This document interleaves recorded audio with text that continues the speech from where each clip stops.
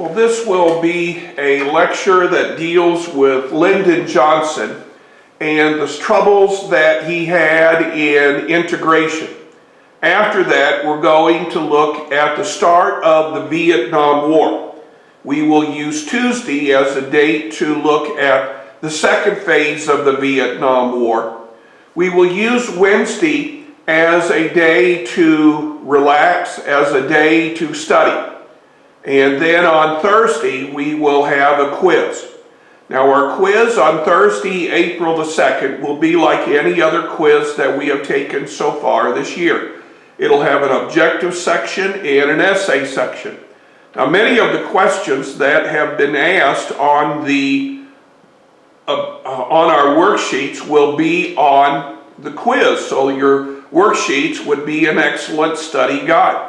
There's going to be maps. There's going to be a map of Korea and a map of Vietnam. Now, we've already gone over the map of Korea.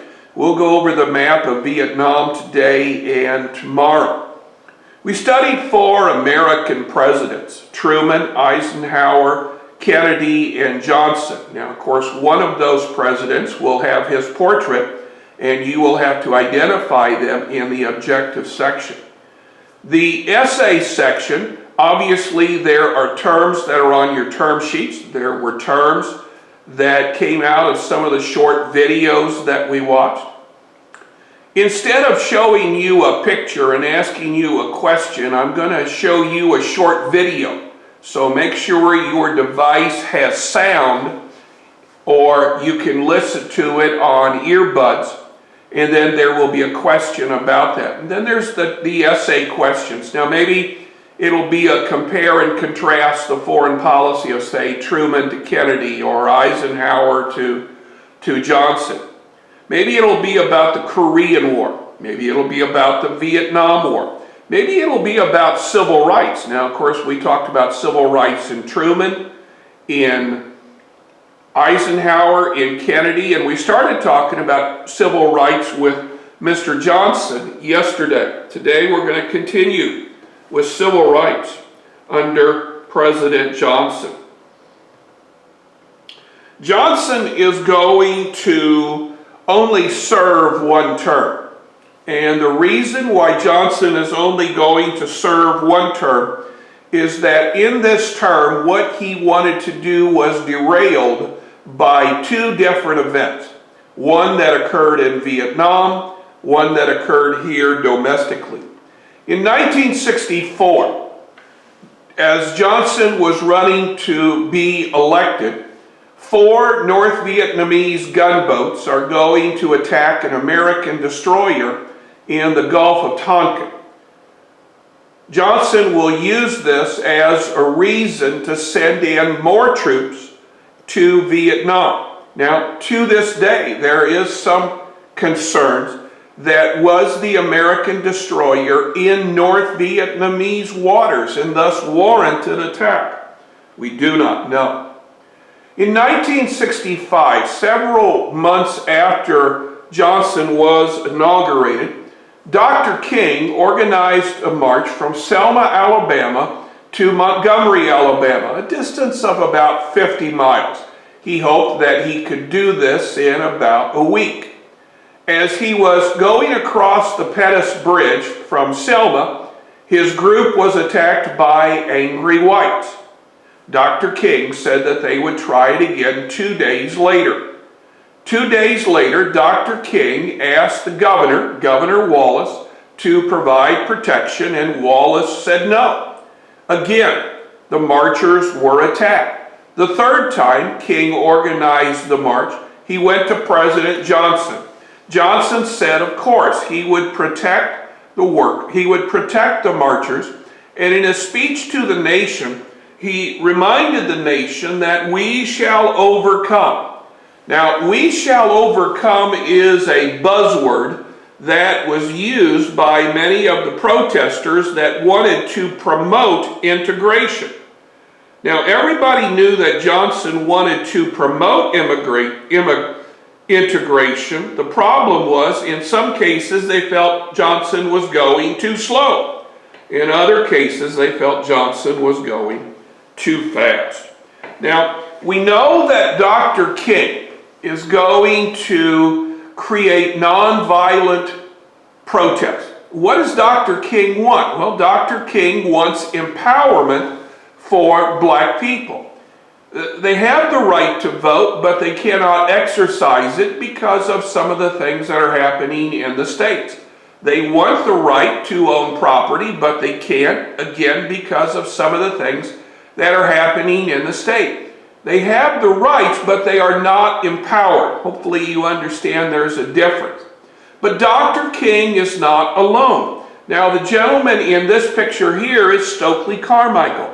Stokely Carmichael is a student who has involved other students in Upper California, places like San Francisco and Berkeley, to get the rights for black people in California. And Stokely Carmichael believes that maybe violence must be used. Huey P. Newton and Bobby Seale, these are people who operated in the New York and Philadelphia area. They believe that blacks should be empowered, and they believe that blacks should use violence to get their point across. Malcolm X is probably the most vocal of all. Malcolm X was an ex-con who adopted the Muslim faith while he was in prison, and when Malcolm X came out, he agreed that blacks should be empowered. He believed that nonviolence should be used. And in many cases, he is beginning to want the same thing, but use a different approach than many of the black youth. And this is going to cause problems. Now, Black Power believe that blacks should be empowered. Now, we know through the Great Society that Johnson had declared a war on poverty.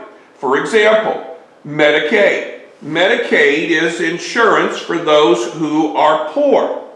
But in many cases, poor blacks were not getting Medicaid because they were not getting signed up. They were not getting signed up because the whites would not sign them up.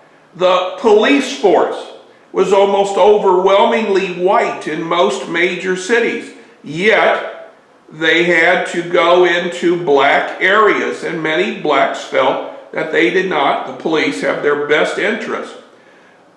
Food distribution, these are things that many blacks began to advocate.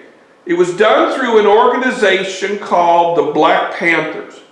And the Black Panthers are going to begin to arm themselves. They figure they need to arm themselves because, after all, the police are armed as well. Starting in 1965 and continuing for the rest of the decade, every summer there will be violence in major cities. Now, a perfect example would be the Watts riot of 1965. When a black youth who was unarmed, who had shoplifted from a local store, is going to be shot to death by two white officers. This will create a toxic environment in Los Angeles, and many of the places will be burned. Kansas City in 1968 will have a riot along a street called the Paseo.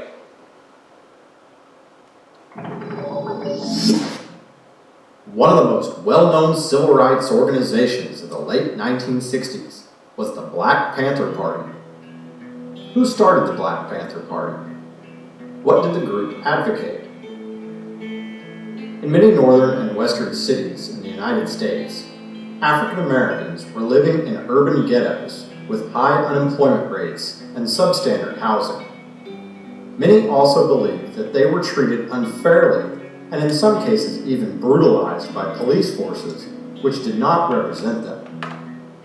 For example, Oakland, California had 661 police officers, yet only 16 of those were African American. Huey P. Newton and Bobby Seale had been involved in many different civil rights organizations in their young lives, including those who promoted the Black Power ideology.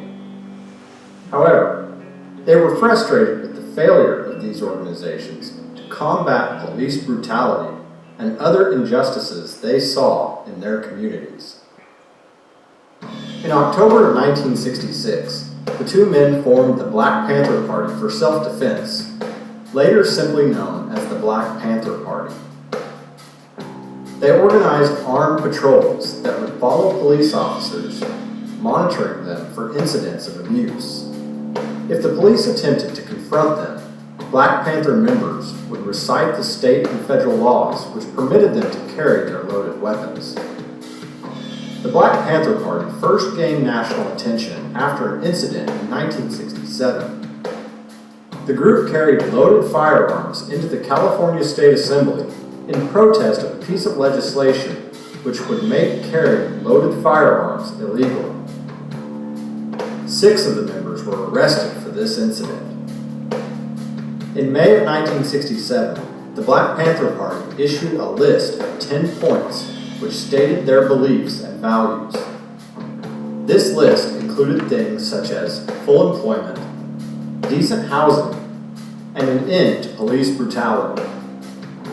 They also sought education for African Americans and justice within the court system.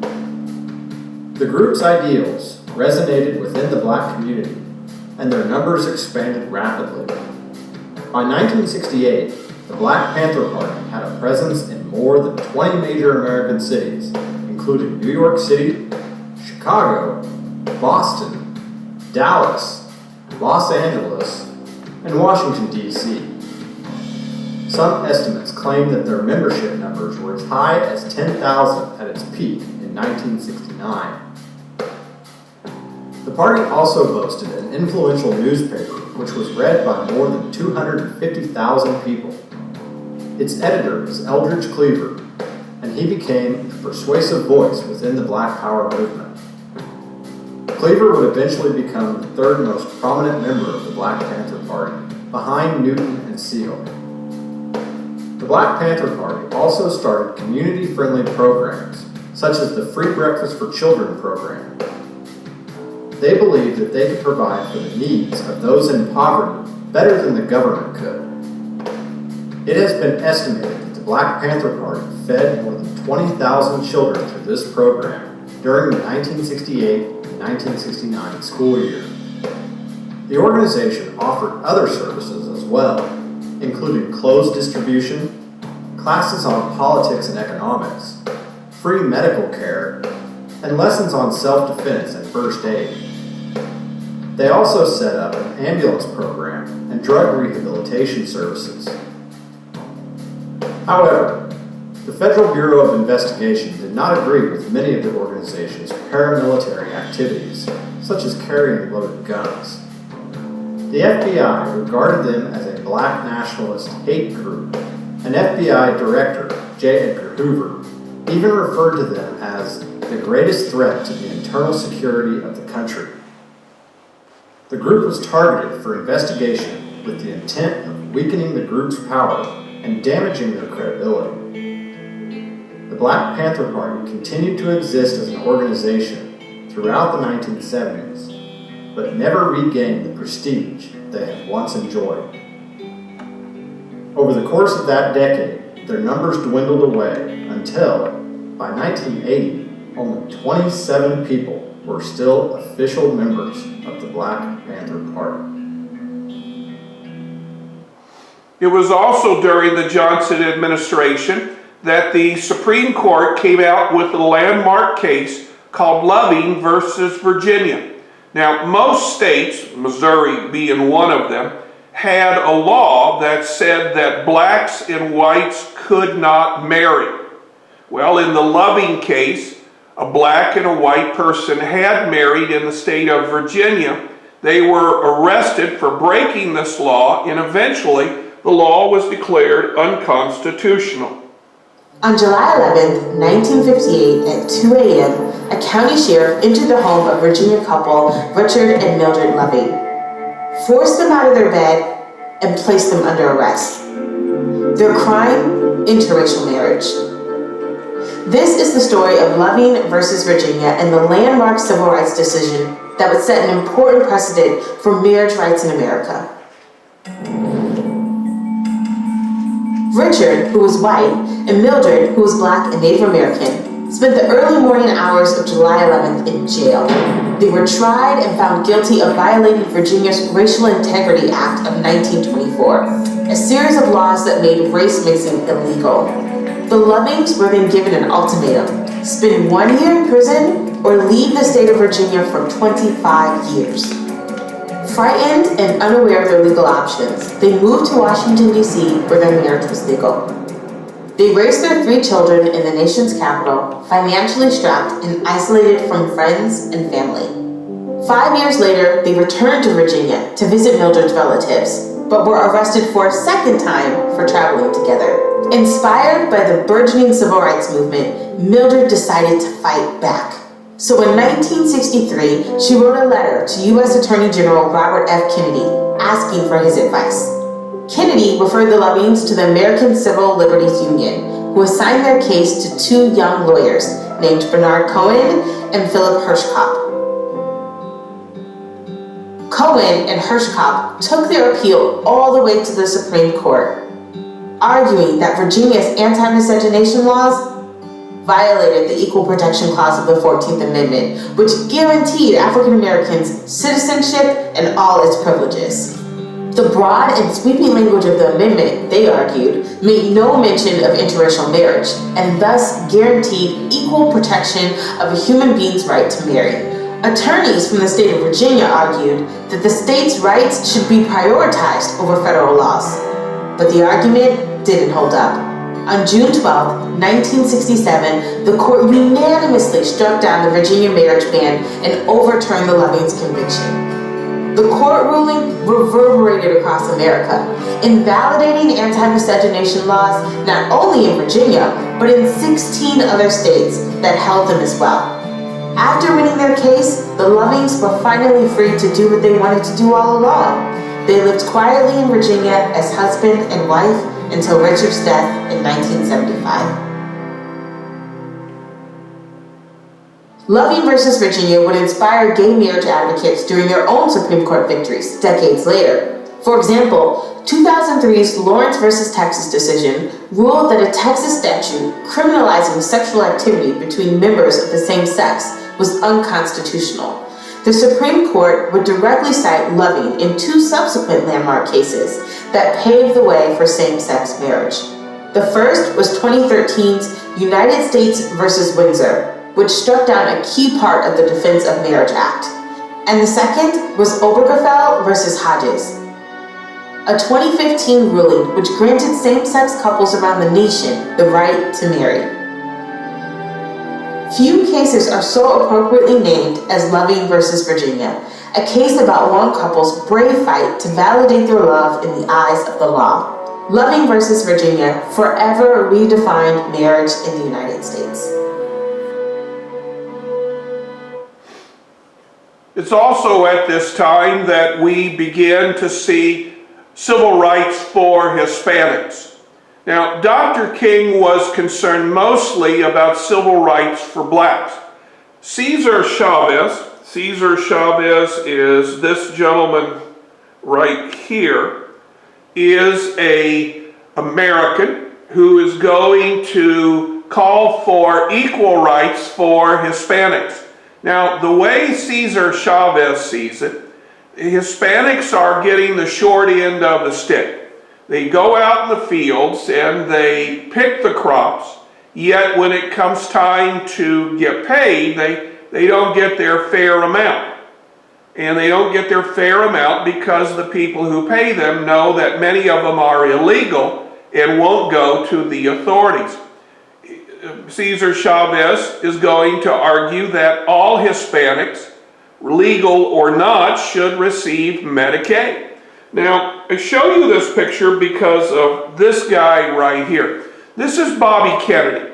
Bobby Kennedy was the brother of John Kennedy. Bobby Kennedy had been Attorney General under John Kennedy, had started to be an Attorney General under Johnson, but the two did not get along. In '66, Bobby Kennedy is going to run for United States Senator from New York and win. And in 1968, Bobby Kennedy is going to run for president of the United States, challenging Lyndon Johnson.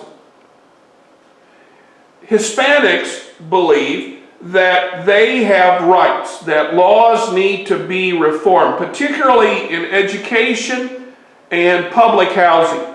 Now, for example, for our friends who go down the street, the Jefferson City School Board cannot ask a child if they were born in the United States or not. This is something that came out of the ideas by Cesar Chavez. This is also the beginning of civil rights for women. Women believe that they are not being treated equal to men. Women usually receive less money. Women were always the last to get hired and the first to be fired. Women's health always cost them more. And there were those who said that is not right. Now, the lady who is holding the sign in the very beginning of this line, right here, this is Betty Friedan. Now, Betty Friedan is going to write a book called The Feminine Mystique. And in The Feminine Mystique, Betty Friedan is going to write about how women are not receiving their constitutional rights. And Betty Friedan is going to talk about how this should take place.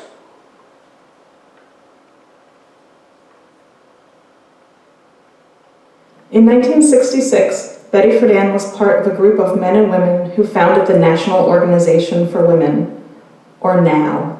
The NOW founders were frustrated with the slow rate of change in legal realities and cultural expectations for women. Betty Friedan was president of NOW from 1966 to 1970.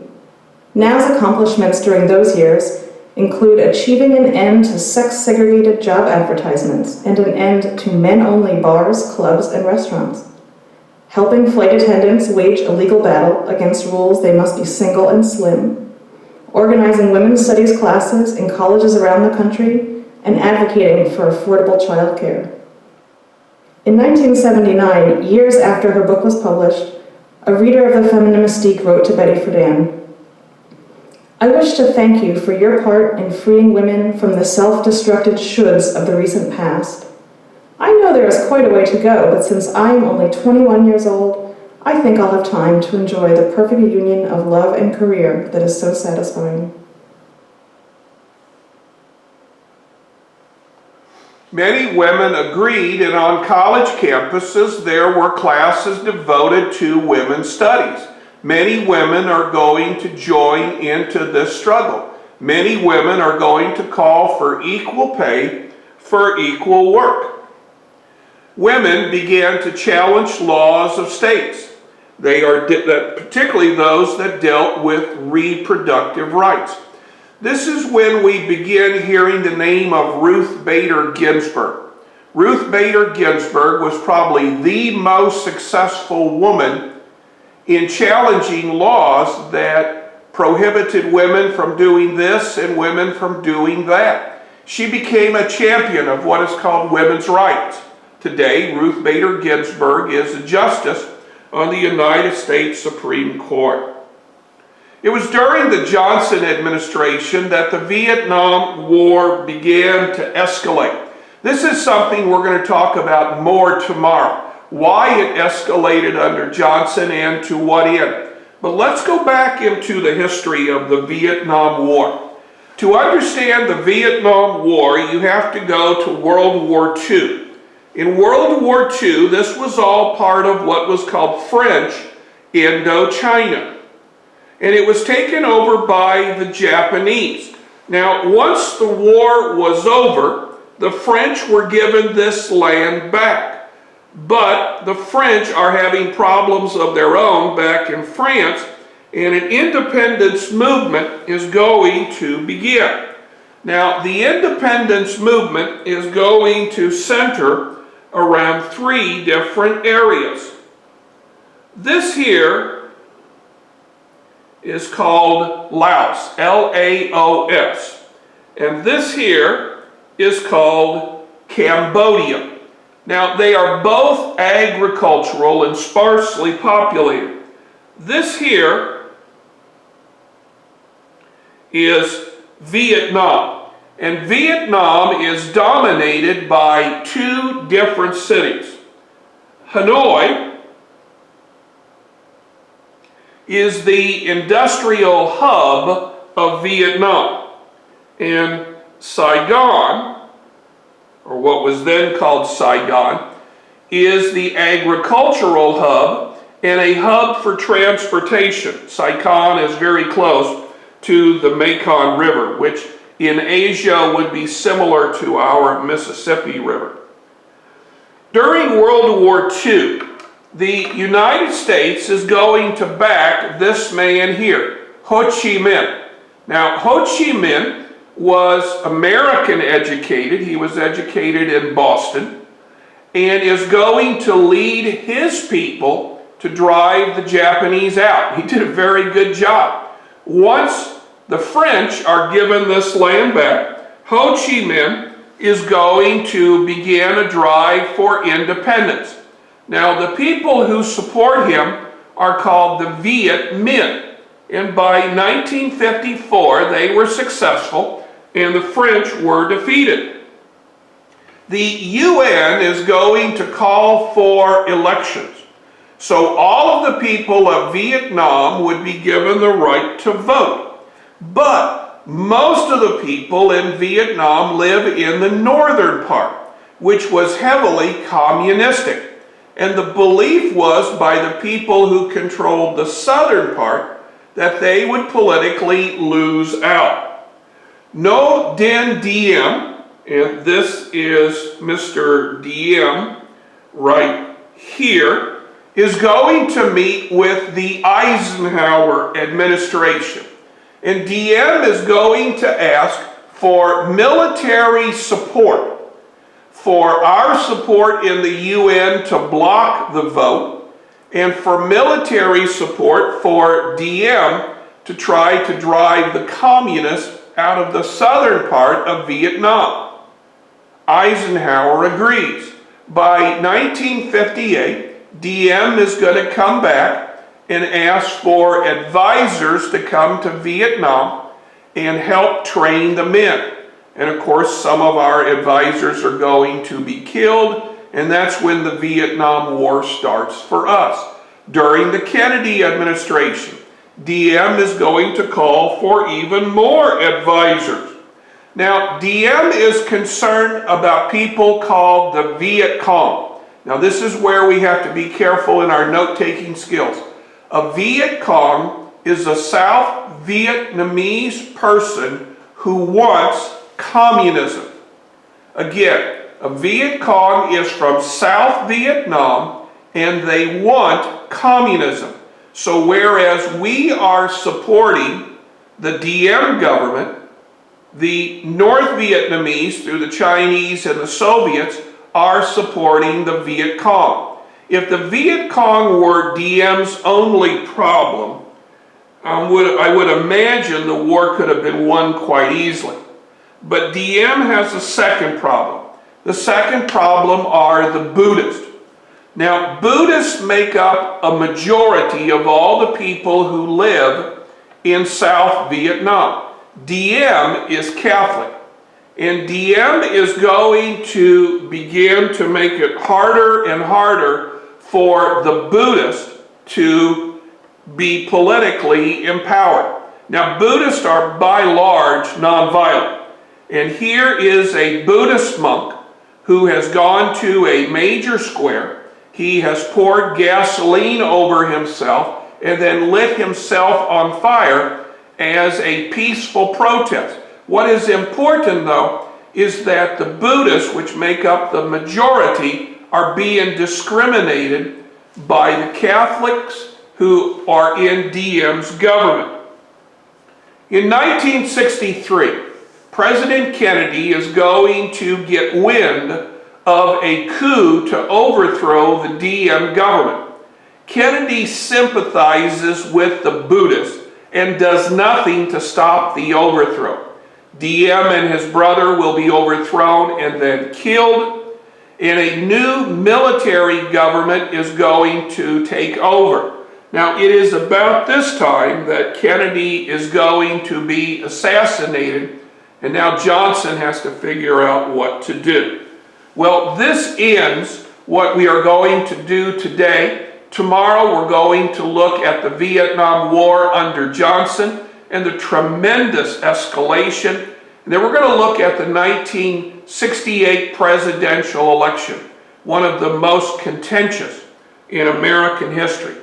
Please make sure that you have your forms submitted by 11:59 tonight. Again, quiz on Thursday, April the 2nd.